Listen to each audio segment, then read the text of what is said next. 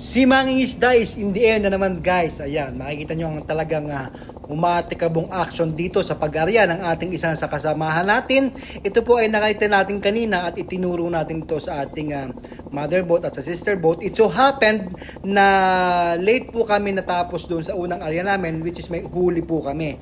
So ngayon, ito pong isang kasamahan natin, siya medyong malapit dito sa grupo ng isda na ito. Kaya siya yung nauna sa amin. So siguro nasa 9 na milya pa lang kami, siya nasa 4 na milya lang dito sa distansya dito sa grupo na ito. Kung nakikita nyo, dalawang grupo pong malalaki yan, no?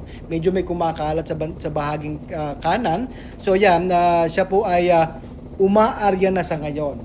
At yung nakikita mong mabilis na kulay puti na yun po yung kanyang speedboat guys.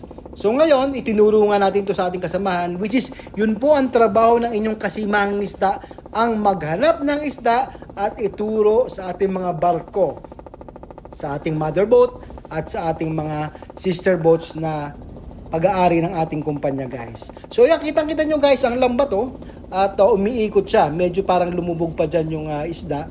Pero nakikita nga po yan sa sonar, kaya na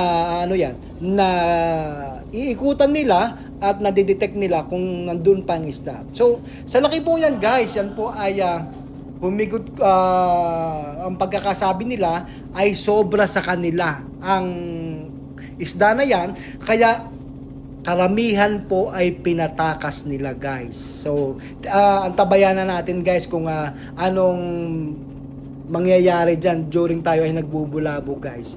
So ayan, bumaba na nga po ako dyan dahil humingi siya ng assistance sa akin, which is isa sa trabaho ko guys na magbulabog din. Pero hindi naman tayo required. Ang talagang trabaho natin ay maghanap ng isda para may maaryahan ang ating mga pangulong or ang ating mga fishing boats. So ngayon, bumaba na nga tayo guys. So sa ganong itsura sa nakita nyo kanina na napakalapat at puting-puti, yun ang the best time na aryahan talaga ang kawan or ang grupo ng isda dahil nasa ibabaw sila, hindi sila malalim. Ibig sabihin, pag nag-arya ka ng lambat mo ay masasakop at makakayod mo yung isda kung ito ay may volume sa ilalim. So sa itsura yun guys, sa lapad na yun, sa tagal ko na nga po naghahanap ng isda, ang estimate ko po doon ay nasa 200 tons pataas po yun guys.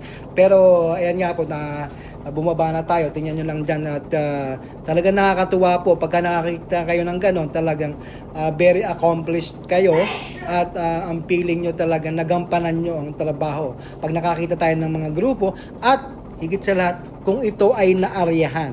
Kahit madami tayong nakikita guys na grupo ng isda, kung hindi naman po magpahuli, which is parang partly accomplished tayo, although that is a target pa rin. May prospect pa rin tayo doon for the day or even by tomorrow guys. So yan, mababa po tayo dyan para ang ingay po ng helicopter, ang tunog ng, ang tama ng tubig ng downwash ng hélice ng ating helicopter at saka ang sound ng helicopter ang isang lumikha ng ingay dyan para hindi lumapit ang isda dyan guys. So yan, tuloy-tuloy ang ikot ng ating sister boat na si Mil Flores. Ayan guys, si Dali po ang tawag sa kanyang ang kanyang codename si Dali. So tuloy-tuloy po, kami po ay may communication ng fishing master dyan habang umaarya, kaya nasasabi niya sa akin na medyo doon ka sa skip or atras ka ng konti o lapit ka ng konti para ang isda ay mabulabog natin papasok sa loob. So yun po ang isa sa masarap para kang lagi ding nasa combat. Kasi ako po ay isang dating Air Force pilot na galing din sa combat. So guys, yun, binigyan ko kayo ng konting idea sa mga bago lang po sa ating Facebook page saka sa YouTube channel. So guys, ito po ay napapanood nyo sa aking YouTube channel ang buong content po nitong itong vlog natin ngayon. Kasi doon po ako nagpo-post guys ng mga full videos ko. Kaya subscribe lang po kayo sa aking YouTube channel, si Mangingisda_Capnilo, all capital letter lang po. Madali lang po hanapin yung page ko guys. I-type nyo lang po si Mangingisda or Capnilo. Ayan po ay makikita nyo na. Mapapanood nyo na po yan. Lahat ng action na ginagawa namin dito sa pagsa-search, sa pag-aryada, sa pagsasalok ng isda, kung gaanong karami nahuhuli namin, ayan po ay nandoon. Maraming salamat po. Si Mangingisda lamang po.